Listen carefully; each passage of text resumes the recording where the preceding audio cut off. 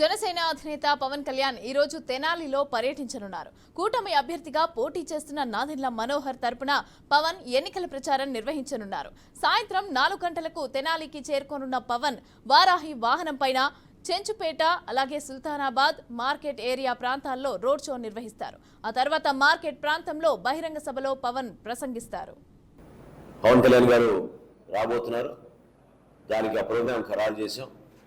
సమయం 4ంటికి తెనాలి చేరుకుంటారు.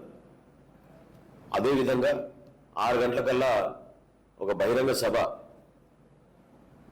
అదే ప్రాంతంలో ఎక్కడైతే గతంలో పర్మిషన్లు తెచ్చుకున్నామో తెనాలి మార్కెట్ సెంటర్లో పురవేదిక దగ్గర అక్కడే సభ నిర్వహణ మరొకసారి అన్ని పార్టీలు Janasena party, Telugu Desam party, Bharatiya Janata party కలిసి ఒక అద్భుతమైన సభని నిర్వహించే విధంగా ఒక చక్కటి వేదిక సిద్ధం చేసే విధంగా ప్రజలకి మరొకసారి అంకిత భావంతో ఏ విధంగా మేము ముందుకెళ్ళబోతున్నాం అనే విషయాలు తెలియజేయడానికి కోసం ఇది గొప్ప అవకాశంగా మేము భావిస్తున్నాం. నాయకులు, కార్యకర్తలు, ప్రజలు అందరూ కూడా నిండు మనసుతోటి పవన్ కళ్యాణ్ గారిని ఆశీర్వదించడానికి, రాబోయే రోజుల్లో ఎన్నికల్లో ఏ విధంగా సిద్ధమవుతున్నామో, ఎందుకు ఈ మార్పు అవసరం అనే దానిపైన కూడా ప్రతి ఒక్కరు కూడా తెలుసుకునే విధంగా ఒక ప్రయత్నం మేమందరం కూడా ఏర్పాట్లు చేసి పవన్ కళ్యాణ్ గారికి స్వాగతం పలికే విధంగా మేము సిద్ధమవుతున్నాం.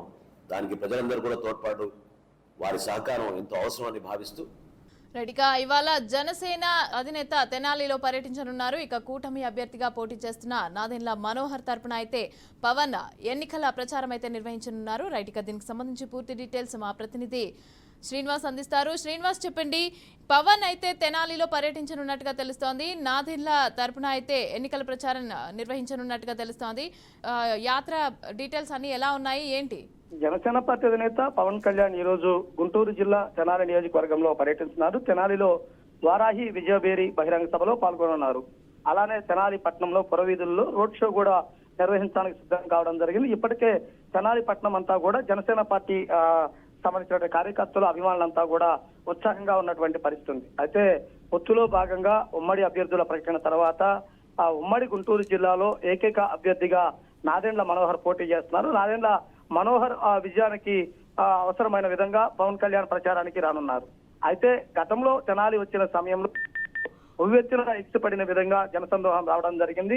ఇప్పుడు మరలా అదే విధంగా తెనాలిలో జరుగుతున్నటువంటి వారాహి విజయబేరి సభను సక్సెస్ చేయడానికి జనసేన పార్టీ కార్యకర్తలు, అభిమానులంతా కూడా సిద్ధమయ్యారు. దీనితో పాటు కూటమి అభ్యర్థిగా ఉన్నారు. అంటే జనసేన, తెలుగుదేశం, బీజేపీ అభ్యర్థిగా కూటమి అభ్యర్థిగా నాదెండ్ల మనోహర్ బరిలో దిగుతున్న నేపథ్యంలో ఇప్పుడు జనసేన, బీజేపీ పార్టీ వాళ్ళు కూడా ఈ సభను విజయవంతం చేయడానికి కూడా సిద్ధమవుతున్నటువంటి పరిస్థితి ఉండడం జరిగింది.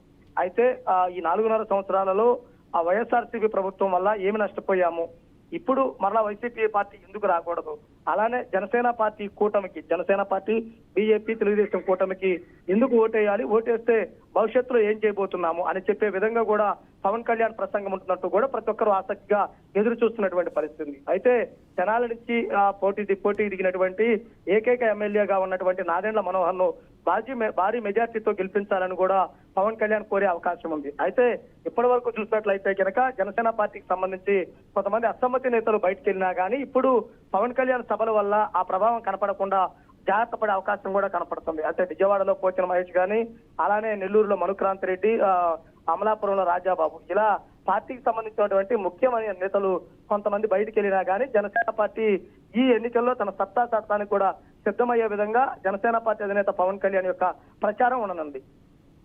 Right, thank you Srinivasarao.